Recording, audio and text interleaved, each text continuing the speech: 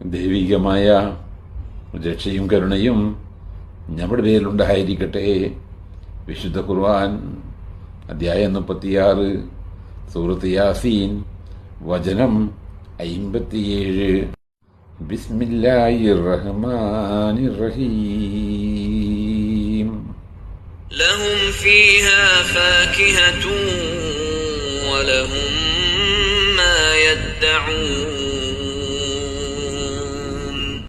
അവർക്ക് സുഖഭോജ്യങ്ങളായ ഫലവർഗം അതിലുണ്ട്.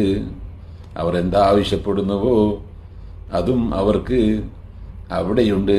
വചനം 58. സലാമുൻ ഖൗലൻ മിർ റബ്ബിർ റഹീം. സലാം, സമാധാനം, ശാന്തി, കരുണാനിധിയായ ഒരു രക്ഷിതാവിങ്കിൽ നിന്നുള്ള വചനം തന്നെ.